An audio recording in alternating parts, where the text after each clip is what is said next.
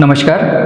आपल्या प्रत्येक विचाराला मान देणाऱ्या आणि प्रत्येक आवाजाला आकार देणाऱ्या या प्रेरणादायी कार्यक्रमामध्ये आपल्या सर्वांचं सहर्ष स्वागत. मित्रांनो, शिक्षण हे फक्त पुस्तकापुरते मर्यादित नाही, तर आपल्या विचारातून, आपल्या बोलण्यातून आणि आपल्या वागण्यातून ते व्यक्त व्हायला पाहिजे. असाच एक मंच आपल्यासाठी मी घेऊन आलो आहे, ज्याचं नाव आहे द स्टुडंट टॉक शो. मित्रांनो, जे बोलतात ते बदल घडवतात आणि अशाच प्रकारचं आपलं बोलणं मांडण्यासाठी आपल्यासोबत आजच्या या कार्यक्रमामध्ये उपस्थित आहे कुमारी जिया मारुती किनेकर. चला तर तिला आजच्या कार्यक्रमामध्ये पहिला प्रश्न विचारूया.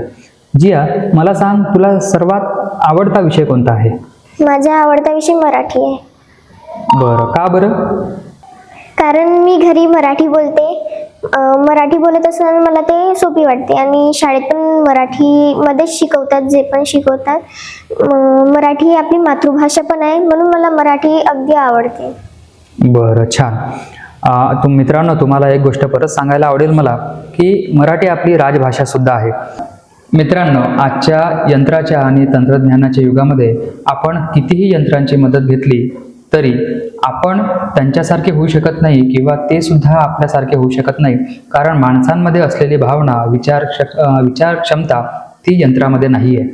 तर अशाच प्रकारचा हे प्रकरण आहे यंत्रांनी केलं बंड.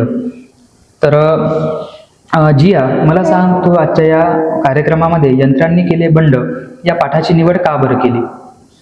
कारण या पाठामध्ये यंत्राविषयीची माहिती आहे आणि जर आपल्या जगात बघितलं गेलं तर यंत्रांशिवाय आपलं जग काहीच नाही आहे. आपण यंत्रांवर अवलंबून आहे. जर आपल्याला एखादं काही काम करायचं असेल तर यंत्राची गरज पडते, म्हणून मी हा यंत्रांनी केलं बंड हा पाठ निवडला. जिया, मला सांग, यंत्रांनी केलं बंड हे पाठ जे आहे ते कोणत्या लेखकाने लिहिलेलं आहे? यंत्रांनी केलं बंड हा पाठ भालबा केळकर यांनी लिहिलाय. त्यांचे पूर्ण नाव भालचंद्र वामन केळकर असं आहे आणि त्यांचा जन्म 1920 मध्ये झालाय. यंत्रांनी केले बंड या पाठामध्ये दीपक नावाचं पात्र आहे आणि हे असं पात्र आहे की ज्याला यंत्रांविषयी अतिशय खूपच जास्त आकर्षण असते आणि या पात्राचं लेखकाने अतिशय सुंदर असं रेखाटन केलेलं आहे. मला सांगशील जिया की या दीपकला यंत्राविषयी एवढं आकर्षण का बरं वाटतं? दीपक अगदी चौकस आणि कुतूहल असलेला मुलगा होता. त्याला जे खेळणे असायचे त्याच्या आतली रचना काय असायची ते पाहायला खूप आनंद यायचा, म्हणून त्याला खेळण्याविषयी खूप आकर्षण असायचं. जिया, तुला सांगतो, या यंत्रांनी केले बंड या पाठातलं जेव्हा तुम्हाला दीपकविषयी माहिती सांगितली तेव्हा मला काही वर्षांपूर्वी प्रदर्शित झालेला जो चित्रपट आहे 3 इडियट त्याची आठवण झाली. त्या चित्रपटामध्ये आमिर खान काय करतो, जेव्हा तो कॉलेज लाईफमध्ये असतो तेव्हा त्याच्यासमोर जे काही यंत्र असेल तो त्याला उघडून बघतो आणि त्याच्या आतमध्ये काय दडलेलं आहे तर ते तो बघतो. पुढे जाऊन तो खूप मोठा सायंटिस्ट झाला. तर मला असं वाटते, सर्व विद्यार्थ्यांना सांगावंसं वाटते की सर्व विद्यार्थ्यांनी सुद्धा आपल्या आतमध्ये जे सर्जनशीलता आहे किंवा जे जिद्द आहे किंवा जे उत्साह आहे त्याला कुठेतरी वाट मोकळी करून द्यायला पाहिजे. या पाठामध्ये मिस अय्यंगार नावाची एक पात्र आहे. जिया, मला सांगशील की हे मिस अय्यंगार नावाचं पात्र जे आहे ते कसं आहे? मिस अय्यंगार ही एक यंत्रमानव आहे. ती स्टेनोटायपिस्ट होती. ती अनेक पत्र काही सेकंदात टाईप करत होती. ती एकदम अचूक आणि वेगवान अशी होती आणि तिच्या हसण्याचा आवाजही किनकिन असा येत होता. मित्रांनो, या पाठामध्ये दीपक नावाचा पात्र काही कालांतराने अगदी यंत्रासारखा वागू लागतो.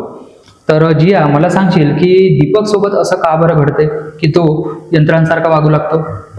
कारण दीपक एकदा जेव्हा खेळण्याची मोडतोड करत होता तेव्हा त्याचा त्यांनी यंत्रमित्राला म्हटलं की माझा गृहपाठ करून दे.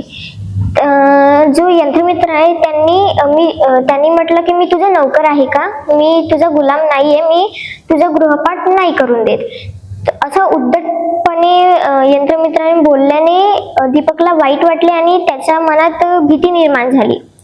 आणि तो घाबरला की जर हा माझ्यासोबत असं बोलते तर मग सगळे यंत्र म्हणजे आमच्यावर राज चालू शकेल. जेव्हा दीपक रात्री झोपला तेव्हा त्याच्या स्वप्नात असे घडले की जे दीपकचे वडील आहे त्यांच्या कचेरीत एकही माणूस नाही होता आणि सगळेचे सगळे यंत्र होते आणि जे पत्रांवर कागदांवर सही केली जाते ते एकही माणूस नसून करून यंत्र करत होते. बरं मला सांग, कथेच्या शेवटी दीपकच्या वडिलांनी काय निर्णय घेतला? कथेच्या शेवटी दीपकच्या वडिलांनी निर्णय घेतला की कचेरीतल्या सगळे रोबोटला काढून टाकावे आणि जे आधीचे कर्मचारी त्यांना परत आणावे. बरं जिया, मला सांग, आपण जर का यंत्रांवरती खूप काळ अवलंबून राहिलो तर आपल्यावरती त्याचा काय दुष्परिणाम होऊ शकतो?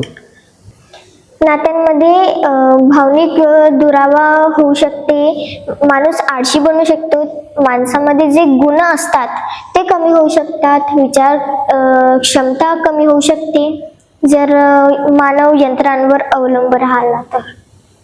काही दिवसांपूर्वी माझ्या वाचनामध्ये एक पुस्तक आलं आणि त्या पुस्तकामध्ये असा उल्लेख केलेला होता की भविष्यामध्ये 100-150 वर्षाच्या नंतर माणसाच्या डोक्याचा आकार जो आहे तो मोठा होईल आणि हळूहळू माणसाचे हात पाय जे आहे हे कमकुवत होतील किंवा गळून पडतील.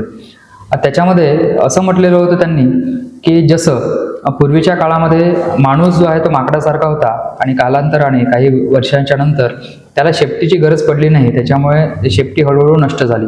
तर भविष्यामध्ये त्यांनी असं म्हटलेलं होतं की भविष्यामध्ये आपले संपूर्ण कामं जे आहे ते यंत्र करणार आहे आणि त्याच्यामुळे आपल्याला हाताची आणि पायाची फारशी गरज पडणार नाही, त्याचा आपण जास्त वापर सुद्धा करणार नाही आणि सर्वात जास्त वापर जर का आपण काही कोणत्या अवयवाचा जर करणार असेल तर तो आपला मेंदू असणार आहे आणि त्याच्यामुळे आपल्या डोक्याचा आकार जो आहे तो वाढेल आणि आपले हातपाय जे आहे ते कमजोर होतील. मला वाटते या पाठामध्ये सुद्धा अशाच प्रकारचा थोडाफार मेसेज लेखकाने दिलेला आहे.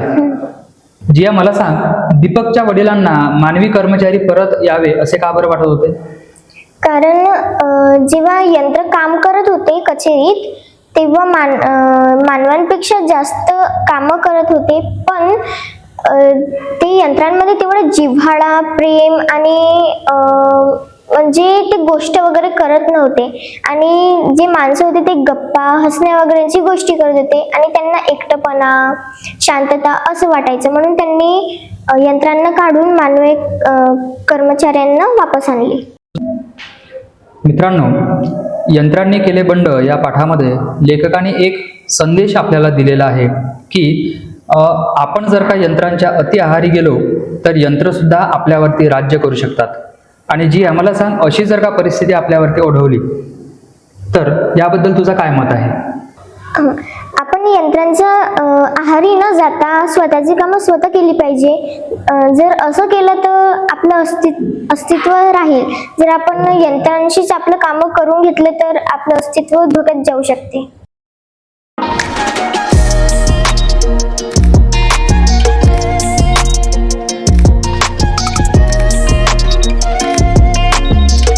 मित्रांनो, आमचा हा कार्यक्रम the student talk show like, share आणि सबस्क्राईब करायला विसरू नका. धन्यवाद.